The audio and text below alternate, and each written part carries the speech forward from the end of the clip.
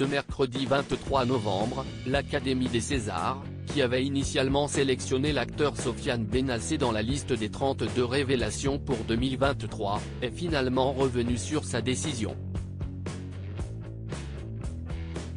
Le bureau de l'Académie des Césars, en accord avec le comité Révélation, a décidé que les informations publiées par la presse depuis le 22 novembre concernant la mise en examen de l'acteur Sofiane Benacer et le contrôle judiciaire qui lui est imposé, commandaient, sans préjudice de la présomption d'innocence et par respect pour les victimes présumées, de le retirer de la liste des 32 révélations, proposées à titre indicatif le 16 novembre pour les Césars 2023, pouvait-on lire dans un communiqué relayé par l'Académie des Arts et Techniques du cinéma. Le bureau de l'Académie a par ailleurs décidé d'ouvrir, dans les meilleurs délais, une réflexion avec l'ensemble des instances décisionnaires de l'association, afin d'envisager une modification du règlement qui régit l'organisation de la cérémonie des Césars, règlement qui ne prévoit pas, à ce jour, l'hypothèse d'une mise en cause judiciaire d'un participant à un film éligible, était illégalement précisé dans ce document, alors qu'un lien renvoyait directement à la nouvelle liste, mise à jour. Plainte pour diffamation car pour rappel, ce mardi 22 novembre 2022, Le Parisien avait révélé que Sofiane Benacer, qui brille actuellement à l'écran dans le film Les Amandiers réalisé par sa compagne Valéria Bruni Tedeschi, avait été mis en examen en octobre dernier pour viol et violence sur conjoint par un juge de Mulhouse, au Rhin, et placé sous contrôle judiciaire.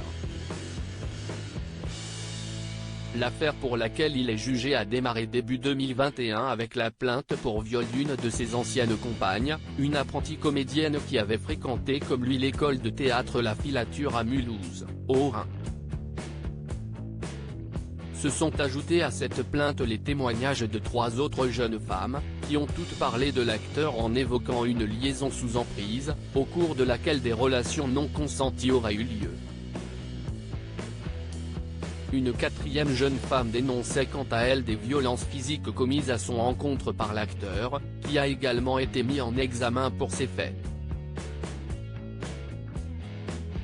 Précisons toutefois que le mois dernier, à la suite de cette décision judiciaire, Sofiane Benacer, qui nie toutes ces accusations en bloc, avait porté plainte pour diffamation contre ses accusatrices.